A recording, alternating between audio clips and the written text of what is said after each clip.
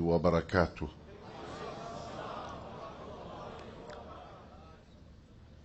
ونتوجه إلى الإمام صاحب الزمان صلوات الله وسلامه عليه في أيام ميلاد عمه الإمام الحسن بالتبريك والتهنئة له وله وله، فهو الذي به نتنفس، وهو الذي تقام به الحجة في الكون كله.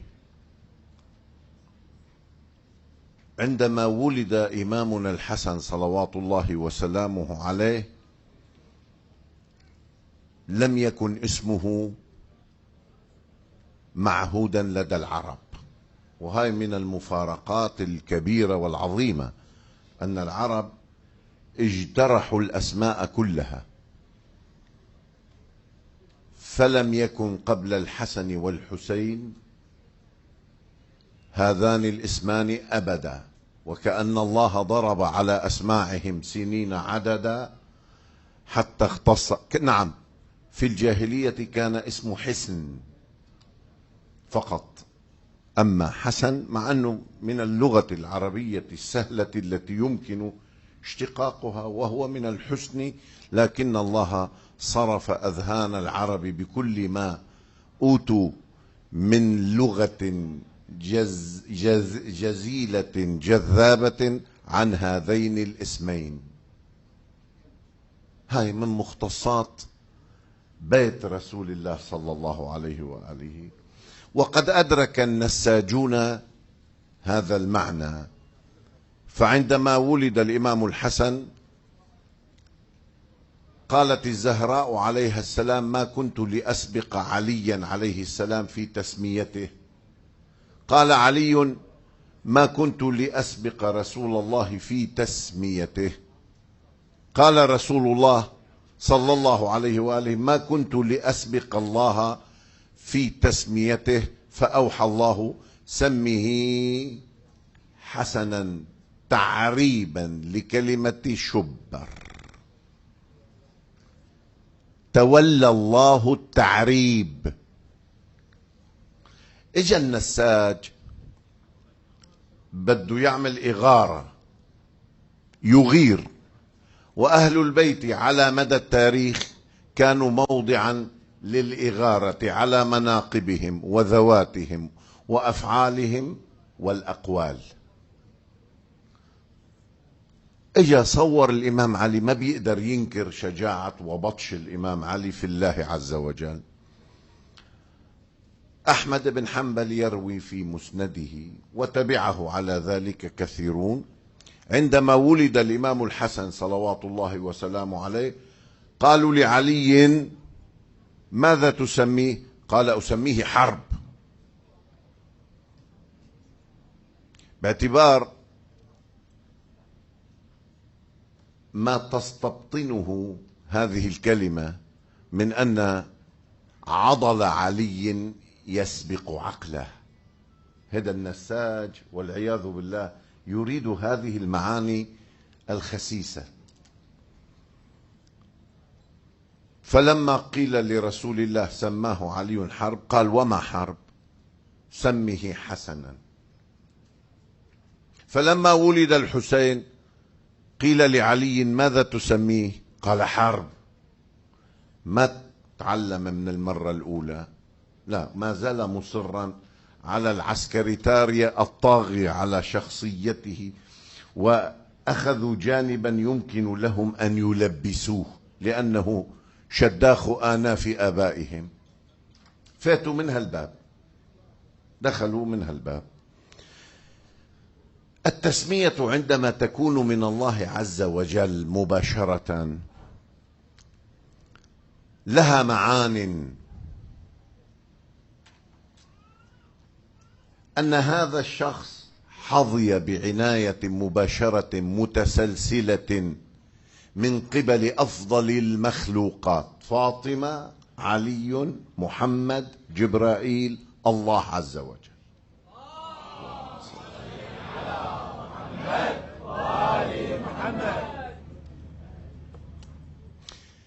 عندما ولد كان النبي ينتظر ولادته، صاح لأسماء: إلي ابني. شو إلي ابني؟ هاي المراهنات التي ذكرها القرآن الكريم. إنا أعطيناك الكوثر. وين نزلت الآية؟ في مكة. متى قال رسول الله إلي ابني يا أسماء؟ في المدينة. إنا أعطيناك الكوثر فصل لربك وانحر إن شانئك هو الأبتر. العاص بن سعيد الوائلي: كان لسان الحال أن محمدا أبتر وسيكون لنا الأمر من بعده، وفاوضوه: هل لنا من الأمر من شيء؟ قال: لله الأمر من قبل ومن بعد، ليس لكم من الأمر من شيء أبدا، هذا الأمر بيد الله عز وجل. والأمر بالألف واللام يعنون أمر إدارة الدين بعد رسول الله صلى الله عليه وآله. إلي ابني نسبه مباشرة إلى نفسه، قطع عليهم تخطيطا كان مستمرا، حمله أول ما حمله في مكة الذين في قلوبهم مرض، ثم دسوه إلى المنافقين في المدينة، ثم تكالب عليه ذؤبان العرب من الذين لا يرجون الآخرة، ومن الذين لا يرجون لقاء الله، ومن الموتورين الحاقدين الانتهازيين الوصوليين الذين لا يستطيعوا أن يهضموا محمدا وعليا عليهما السلام. إلي ابني، انتهى الأمر. إن شانئك هو الأبتر. إنا أعطيناك فاطمة التي تكوثر الجنة في الأرض أفرادا معصومين. إنا أعطيناك الكوثر. ورحم الله من استل المعنى. سيد رضا: أمفلج ثغرك أم جوهر، ورحيق رضابك أم سكر، قد قال لثغرك صانع. إنا أعطيناك الكوثر. يجيبوا لي الإمام علي سلام الله عليه ترجمان القرآن في زيارة آل ياسين، ما منقول لإمامنا ترجمان القرآن؟ كيف ترجم القرآن؟ لم يسمي عمرو بن العاص بابن العاص أبدا ابن النابغة، لأن عليا يصدق القرآن، والقرآن مع علي، وعلي مع القرآن، والقرآن قال للعاص أبو عمرو بن العاص: إنك أبتر، إن شانئك هو الأبتر. إلي ابني في مقابل إن شانئك هو الأبتر. هزم الحسن لحظة ولادته تخطيطا بني حتى كاد أن يراه الناظر ناطحة سحاب، فإذا هو بكلمة واحدة كسراب بقيعة يحسبه الظمآن ماء. إلي ابني، دققوا في كلمات رسول الله. هو نحن عم نحكي كيفية ولادة شخص عادي؟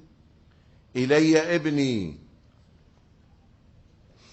ثم قطع النبي سرته بيده، قطع سرة الحسن بيده. طيب يا رسول الله، هذا من فعل القوابل، من فعل النساء اللاتي يحضرن الولادة.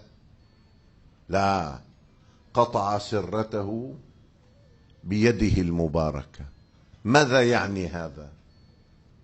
يعني أن سرة الحسن متصلة بساق العرش، ممنوع على أحد أن يمس تلك الهياكل الملكوتية إلا أن يكون مهيئا لذلك.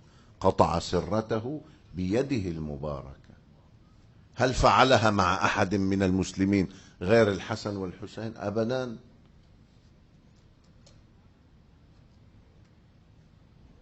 الذين يقطعون ما أمر الله به أن يوصل هم القطاعون. أما القطع هنا يصبح وصلا لأنه بيد رسول الله.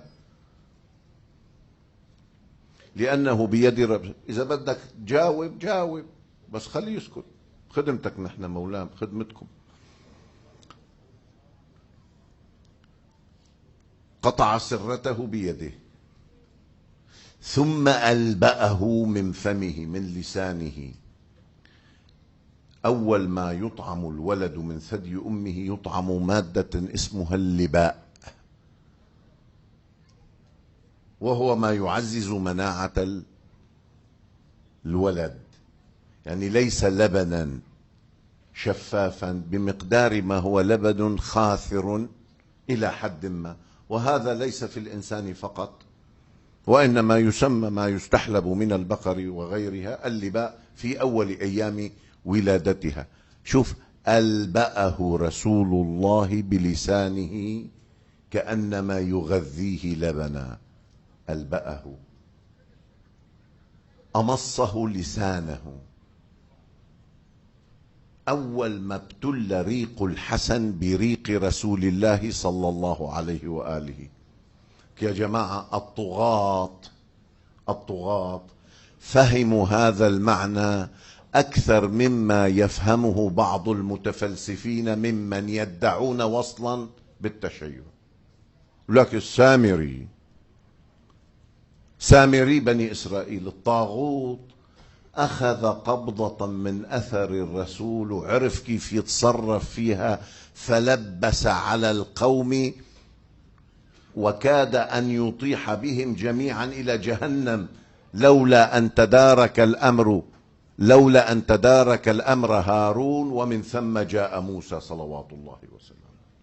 إذا سامري عرف أن قبضة من أثر جبرائيل يمكن أن تصنع بها العجائب، هل لمثلي أن يصف ماذا يمكن لريق رسول الله إذا امتزج بريق الحسن أن ينتج وأن يفعل؟ أنا أنقل لكم فقط، لا أستطيع أن أشرح. إن اللسان ألكن ها هنا، ما بنعرف. وصفت لنا الحالة مجملة. ألبأه رسول الله بريقه، ضمه إلى صدره. ليت شعري أي صدر وقع على أي صدر. صدر الحسن على صدر رسول الله، وصدر رسول الله على صدر الحسن. اشتقاق روحي معنوي مادي. لحم رسول الله، دم رسول الله، كبد رسول الله صلى الله عليه وآله. هذه الكبد التي لوعوها بالسم، ولم يكتفوا بذلك. جاء جيل ندم أنه لم يشارك في السم آنذاك، ولم يضرب بالسهام على الجنازة حينذاك، فتتبع القبر ليهدمه جهارا نهارا على مرأى من المسلمين.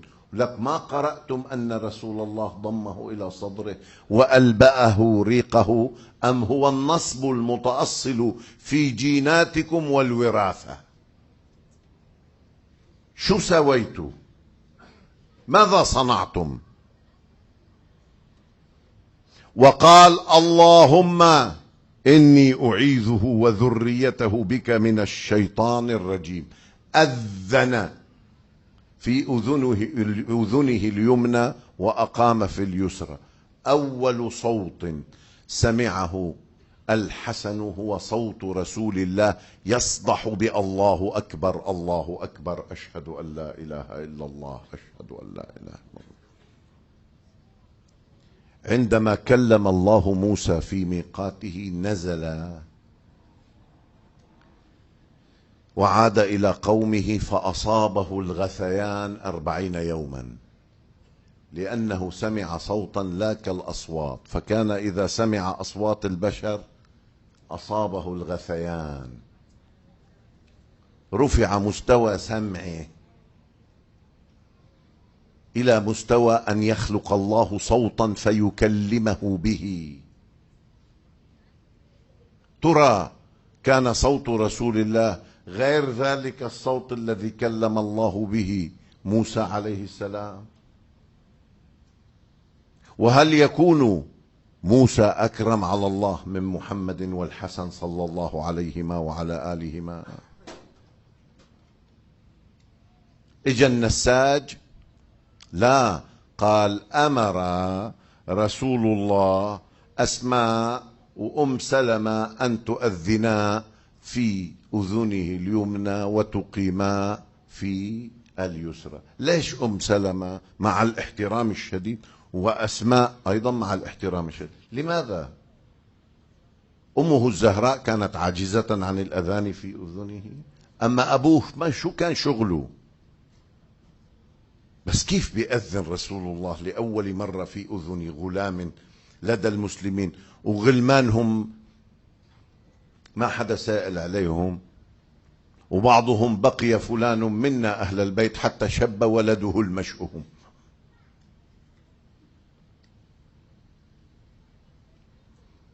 كل منقبة لأهل البيت حاولوا أن يدسوا فيها. عق عنه بكبش وأعطى القابلة الفخذ أو الكتف الأيمن فصارت سنة، وحلق رأسه بيده المباركة ودهنه بالخلوق. الخلوق مادة يعرفها العطارون، زعفران مع كذا، يدهن به رأس المولود.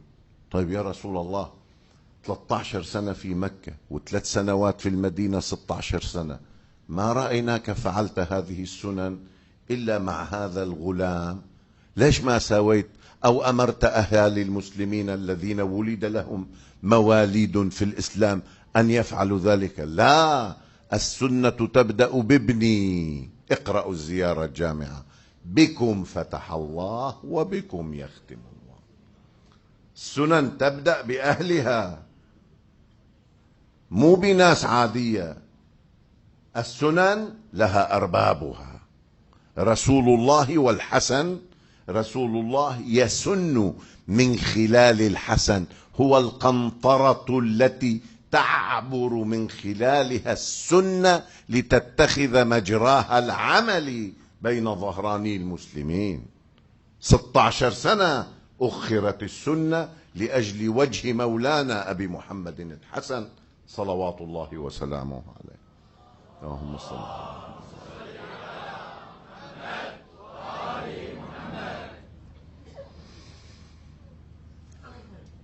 كناه بأبي محمد، وهاي الكنية عند الأئمة كانت وراثة. مجرد أن يولد الإمام كان يكنى. كنى رسول الله صلى الله عليه وآله الإمام الحسن بأبي محمد، وكنى الإمام الحسين بأبي عبد الله. كان للإمام الحسين كنية أخرى، أما الإمام الحسن ليس له إلا هذه الكنية. لا نعلم للإمام الحسن كنية غير أبي محمد صلوات الله وسلامه عليه، وكأن رسول الله أراد أن يفرده بهذه الكنية، وإن ربما لم يكن له ولد أكبر اسمه محمد، أو حتى لم يكن له ولد لا بلى كان له ولد اسمه محمد، لكن ليست التكنية لأجل ذلك. شوف بمجمل تجد أن النبي دخل إلى الولادة مباشرة، منتظرا، فاعلا، متتبعا للتفاصيل، مهيئ لأمور. ألم أنهكم أن تلفوه بخرقة صفراء، يعني كان منبه القوابل أن لا تلفوا الغلام بخرقة صفراء. في وصلة من جبرائيل جاءت من استبرق الجنة، لف بها إمامنا الحسن، ثم وصلة أخرى لف بها الحسين. من غير الحسن والحسين جاءوا بالآخرة إلى الدنيا. من يستطيع أن يجلب لك استبرقا تعمل كل حياتك على أمل أن ترى استبرق الجنة، فيستقدمه الحسنان بحفاوة ملائكية ليلفا بهما. رجل يستطيع أن يأتي بالآخرة إلى الدنيا ويفعلها مرارا. كلما ذكرنا الحسن والحسين إنما نأتي بالآخرة إلى الدنيا، لأنهما ما ذكرا في مجلس إلا وحفت به الملائكة من كل حدب وصوب. وأكثر من هذا، في كل عام نذهب إلى زيارة الحسين فنرى طريقا فيه سمات الجنة، إخوان على سرر متقابلين، لا تجد هنة في قول أو زلة في فعل أو تناقصا في كرم أو هدما في مروءة، من الجنة إلى الطريق تشتم عبق الاستبرق الذي لف فيه مولانا أبو محمد الحسن صلوات الله وسلم.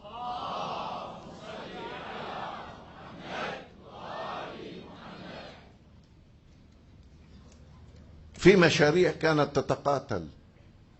ابن عبد رب الأندلسي ينقل أن الإمام الحسن في فتنة المدينة التي حصلت في زمن عثمان بن عفان كثر تردده إلى بيت عثمان، ليس بهدف الدفاع عنه فقط، بل بهدف أن يدرأ عن البيت النبوي فتنة ظهرت براجمها بعد ذلك حين اتهم علي عليه السلام بقتل عثمان أو بالتأليب على قتل عثمان. كثر تردده إلى دار عثمان. ابن عبد رب الأندلسي ينقل نصا خطيرا. قال له عثمان: كف عنا، لا بقى تجي لعندي، أنت مفترض خليفة المسلمين، والذي يزورك ابن بنت رسول الله بهدف أن يدافع عنك. وأن كان أمير المؤمنين قال: والله لقد دافعت عن عثمان حتى خشيت أن أأثم.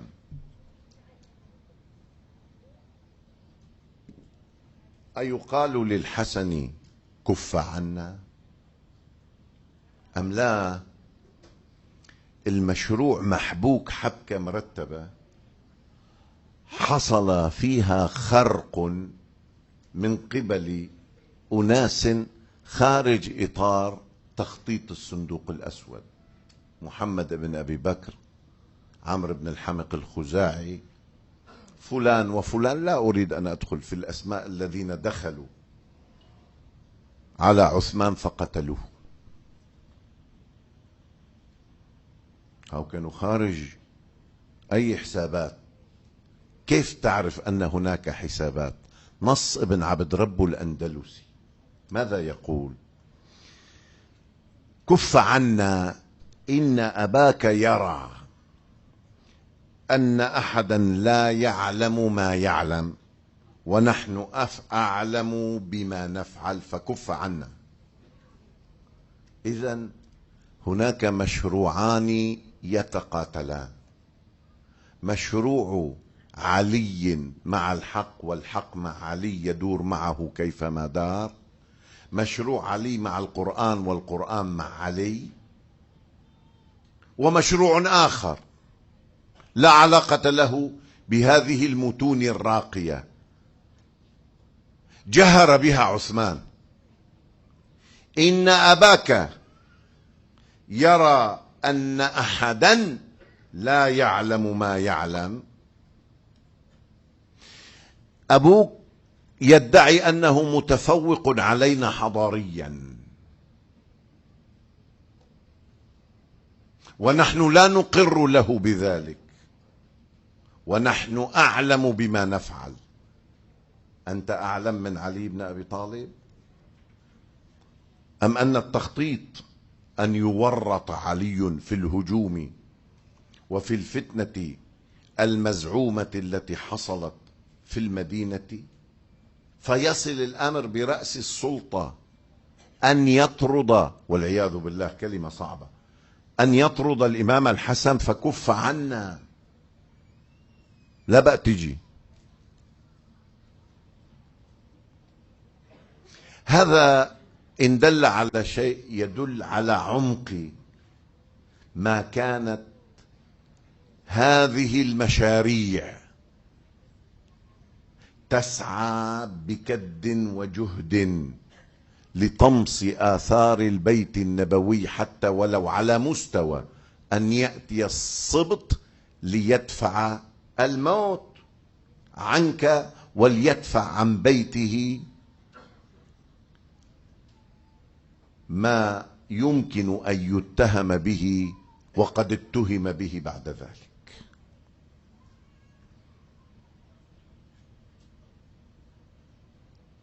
مروان بن الحكم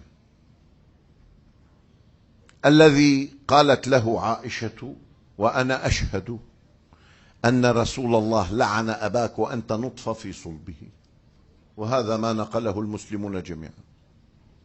هاي عائشة ومروان، نحن ما قلنا دخلي، هي قالت له.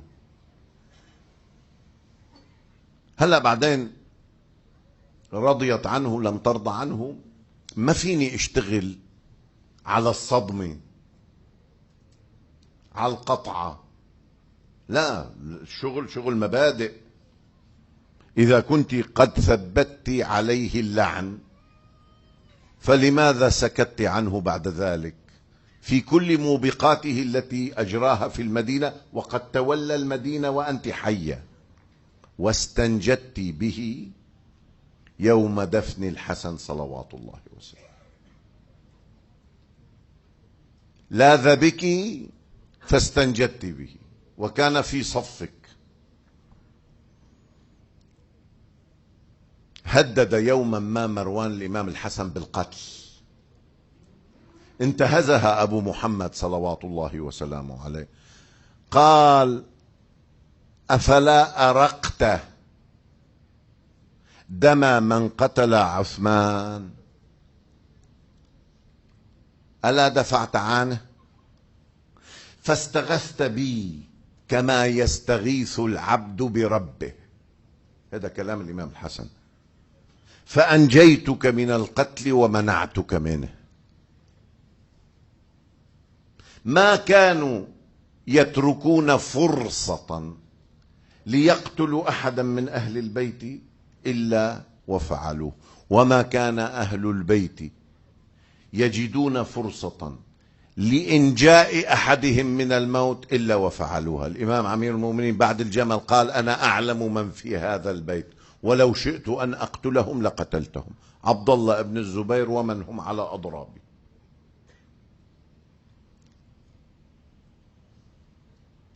أفلا أرقت دم من قتل عثمان؟ ليش ما قال له مروان أبوك اللي قتل عثمان؟ ما استرجع له إياها. ثبت الإمام حجته التاريخية. ألا دفعت عنه بيد؟ هاي تهمة لمروان أنه تواطأ كي يجري دم الرجل ليصبح بعد ذلك قميص عثمان وأصابع نائلة بنت الفرافصة على منبر دمشق يجيش من خلالها معاوية الجيوش. فاستغثت بي كما يستغيث العبد بربه، فأنجيتك من القتل ومنعتك منه. أحرص الناس على السلم الأهلي هم أهل البيت عليهم السلام. بل إمامنا زين العابدين أخذ حرم مروان في فتنة الزبيريين إلى أرض جده علي بينبع، ومنهم عائشة بنت عثمان بن عفان. مين بيكون إمام العالمين؟ من يكون إمام الرحمة؟ كيف تقيس الأمة معاويتها ومروانها بعليها وحسنها؟ اعذروني، كيف يقاس؟ قاسوك أبا حسن بسواك، وهل بالطود يقاس الذر؟ أن ساووك بمن ناووك وما ساووا نعلي قنبر.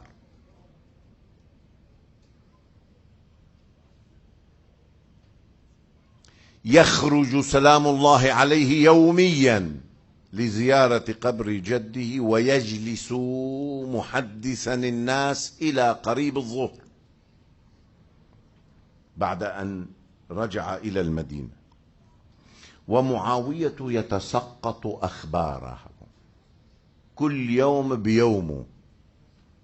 في تلك الحقبة أسقط الإمام أبو محمد نظريات الدولة التي كانت تبثها عقائديا في الجبر والإرجاء وتزوير حديث رسول الله. مين اللي عم يحكي؟ ابن بنت النبي. من هو؟ أذهب الله عنه الرجس وطهره تطهيرا. أين الكلام؟ في مسجد رسول الله. إذا تكلم الحسن هل يحق لغيره أن يتكلم؟ إطلاقا. سد ثغرة جعلت من معاوية يتسقط أخباره يوما بيوم هلعا وفرقا وفزعا. فعل المعطيات الثقافية. ضاق صدر معاوية. التقى بابن عباس يوما قال: ألم نكتب ننهاكم عن ذكر مناقب علي وأهل بيته؟ ابن عباس قال: أتنهانا عن قراءة القرآن؟ قال: لا، لا أنهاكم عن قراءة القرآن. قال: أتنهانا عن تأويله؟ قال: نعم أنهاكم عن تأويله. قال: نعمل به دون أن نعلمه؟ قال: ليس كما تتأوله أنت وأهل بيتك. قال: عجيب، القرآن نزل في بيتنا فأسأل عنه آل أبي معيط وآل أبي سفيان؟ قرآن نزل ببيوتنا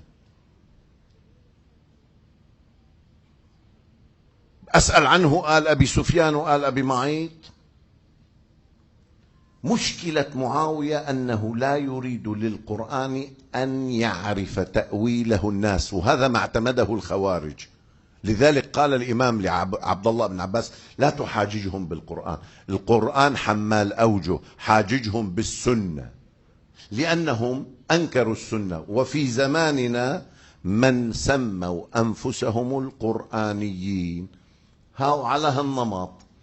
يعني مرة خوارج بنكهة خايسة كرمكم الله، ومرة خوارج بنكهة النعناع والزعتر. في زماننا نكهوا أنفسهم ولا تحين مناص، وبدهم يروحوا ما لهم في التاريخ ما يشابههم. القرآنيون، شوف من الكلمة، انه نحن لا نرى سنة صحيحة، وبالتالي القرآن فيه غنى عن كل شيء. نستغني عن المعصوم، ونستغني عن السنة، ونستغني عن، إلى أن نستغني عن وجود إمام العصر صلوات الله وسلامه. ما هو التدرج هكذا يبدأ.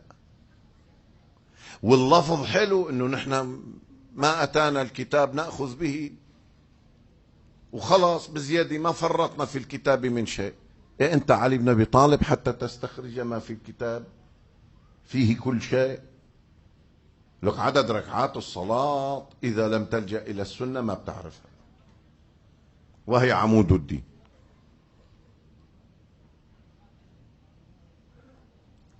تصدى إمامنا للقصاصين والمزورين. كانت السلطة حشدت جيشا من القصاصين ومن مزوري السنة. في بعض الأحاديث جرى عليها مزايدات علنية. تروي الحديث ب300,000، قال له: لا، ما بتوفي معي، ب400,000. من الناس من يشري لهو الحديث. وعلى هذا وأسماء والله ما أدري ماذا أقول. يجب أن ننزه المنبر في هذه الليالي عن ذكر تلكم الأسماء التي يمجها السماء وتأباها القلوب. كان يدفع 400 و500 ألف درهم لإنشاء حديث مزور، والقصاصون اللي أدخلوا الخرافة إلى الوجدان من أيام كعب الأحبار وتميم الداري ووهب بن منبه.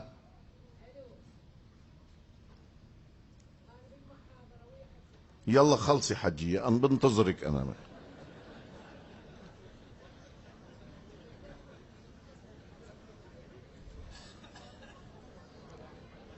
فتصدى للقصاصين والمزورين.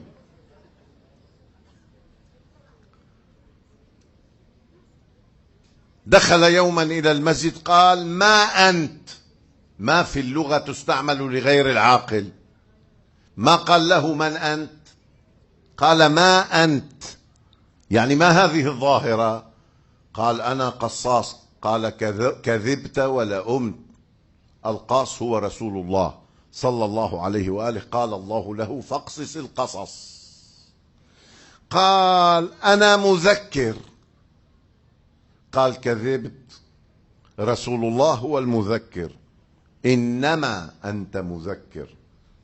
قال: فما أنا؟ قال: هون حطنا الجمال، أنت المتكلف من الرجال. فلشهم حتى لم يعد يجرؤ قصاص في مسجد رسول الله، وأشاع في جلسته الصباحية تلك مناقب أبيه التي جهدت السلطة على طمسها، وحاجج كبارهم عمرو بن العاص، الوليد بن عتبة، فلان وفلان، حاججهم حتى في أنسابهم وفيما ارتكبوه، وذكرهم بالرايات الحمر في بطن مكة. ولا أحب أن أتوسع في ذكر الرايات الحمر التي كانت تنصب ومن هم ذوات الرايات، ومن أراد أن يتوسع فليقرأ ما كتبه العرب في كتبهم التي سميت المثالب.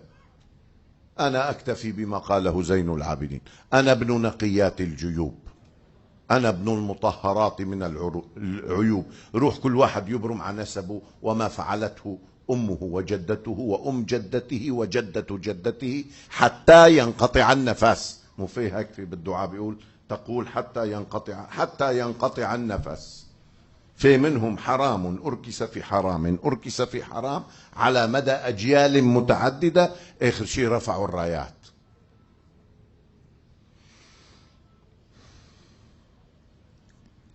أضع بين أيديكم سادتي الوجوه الكريمة، أرجوكم انظروا إلى عصر الإمام من خلال هذا النص وكم عاناه. الحسن البصري تسمعون به، أقصى لقب فيك تعطيك إياه شو هو؟ تابعي، لم يدرك صحبة مع رسول الله، وساوى، صنعته السلطة وصنعه ما هو أكثر من السلطة. عندما تجد ناديا من النوادي أو مؤسسة ثقافية أو NGO، أو المساعدات التي تأتي من مؤسسات المجتمع المدني الغربية ومن المؤسسات النصف حكومية أو من المؤسسات الحكومية من الغرب، فليستنفر جسمك كله وانظر أين يضعون أموالهم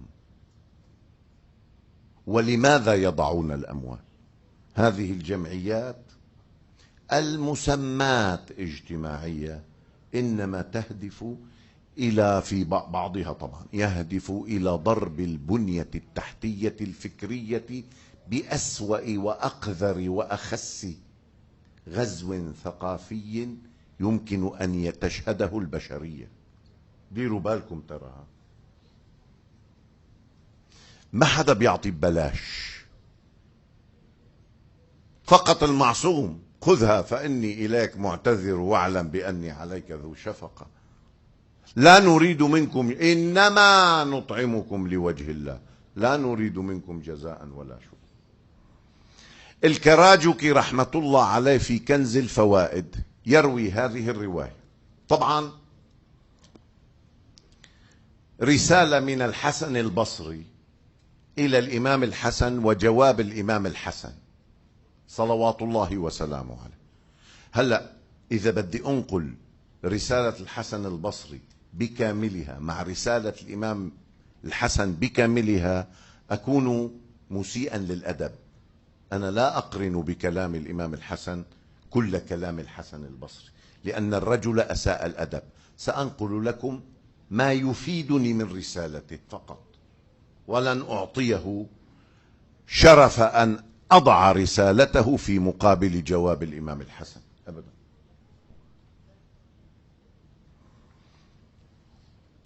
بسم الله الرحمن الرحيم. من الحسن البصري إلى الحسن بن رسول الله. شيخنا هاي فاسدة لو خايسة، انتقوا ما تشاء، أو اثنين معا. بدأ بنفسه قبل رسول الله. مو تنقلون أن أشرف الخلق قرني هذا ثم ما يأتي بعده ثم ما يأتي بعده من القرون. ولك أنت تابعي، كيف تخاطب صحابي بتقديم اسمك على اسمي؟ ليش الحسن البصري يريد أن ينشر الرسالة، ويريد أن تصل الرسالة إلى من يحسن القول عنده بلسان الحال: اشهدوا لي عند الأمير أني أول من رمى. ترى عمر بن سعد قد يكون بسهام فكرية في بعض الأحيان. من الحسن البصري إلى الحسن بن رسول الله. مينك أنت؟ طيب، أما بعد فإنكم معاشر بني هاشم. معاشر بني هاشم يعني ممكن تشمل أولاد أبو لهب على جلالة بعضهم، ترى جمل الكل، لا خصوصية للحسن. يعني مثله مثل عبد الله بن عباس الذي كان يسوي عليه ركابه.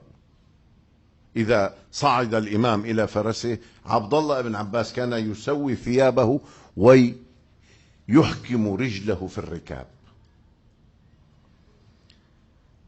أما بعد فإنكم معاشر بني هاشم مصابيح الهدى والسفينة التي يؤول إليها المؤمنون، وقد كثر الكلام في القدر والاستطاع،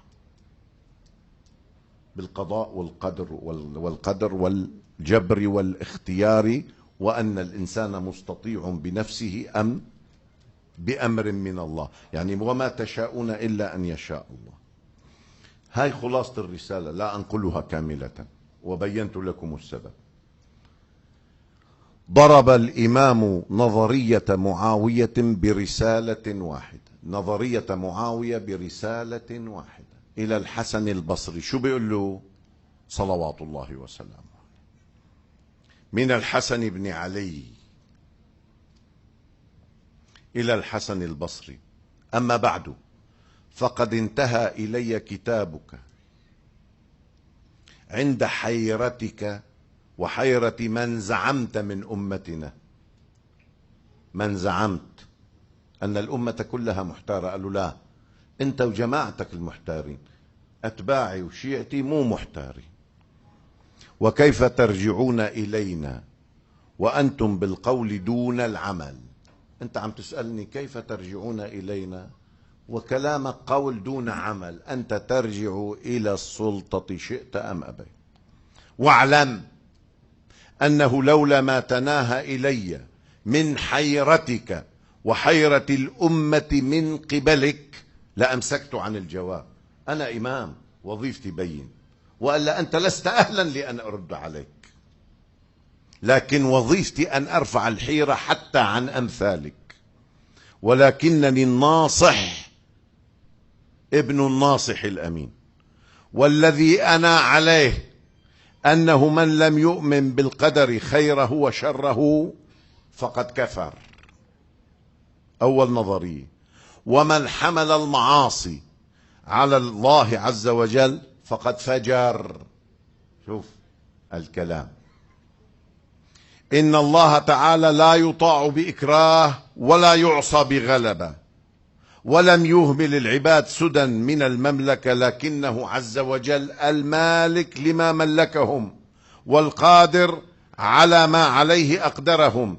فإن ائتمروا بالطاعة لم يكن الله عز وجل صادا ولا عنها مانعا، وإن ائتمروا بالمعصية فشاء سبحانه أن يمن عليهم فيحول بينهم وبينها فعل، وإن لم يفعل فليس هو حملهم عليها إجبارا ولا ألزمهم بها إكراها، بل احتجاجه جل ذكره عليهم أن عرفهم وجعل السبيل إلى ما فعلوا ما دعاهم إليه وترك ما نهاهم عنه، ولله الحجة البالغة والسلام.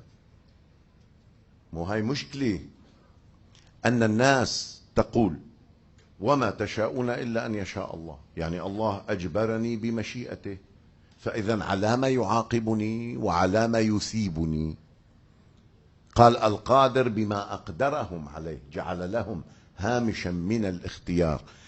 ومن بعد كرس إمامنا الصادق صلوات الله وسلامه عليه هذا ووسعه عندما قال لا جبر ولا تفويض ولكن أمر بين أمرين. انقلب إمامنا على عصر الفجور بأقل الكلام وأدقه. أبو محمد الحسن صلوات الله وسلامه عليه في السنوات التي قضاها في المدينة تاريخه مظلوم من قبل الشيعة أنفسهم. ورحم الله الشيخ آل ياسين الذي كتب في هذا وفتح فتحا في زمانه كان يجب أن يبنى عليه، وكان يجب أن يتوسع فيه، والوقت لم يعد يسمح لي بذلك. الهناء لإمامنا صلوات الله وسلامه عليه بذكر عمه. اللهم كن لوليك الحجة بن الحسن صلواتك عليه وعلى آبائه في هذه الساعة وفي كل ساعة وليا وحافظا وقائدا وناصرا ودليلا وعينا، حتى تسكنه أرضك طوعا وتمتعه فيها طويلا برحمتك يا أرحم الراحمين. اللهم لا تدع لنا في هذا المجلس ذنبا إلا غفرته، ولا هما إلا فرجته، ولا دينا إلا قضيته، ولا رزقا إلا بسطته، ولا مرضا إلا شافيته وعافيته، ولا حاجة من حوائج الدنيا والآخرة لك فيها رضا ولنا فيها صلاح إلا نجزتها لنا يا أرحم الراحمين. المؤسسون لهذا المجلس تقبل عملهم، على رأسهم سماحة العلامة الحجة الشيخ حسين آل ياسين، إلى أمواته وأموات الحاضرين ومن مات على الإيمان، نهدي الجميع المبارك الفاتحة تسبقها الصلاة على محمد وآل محمد.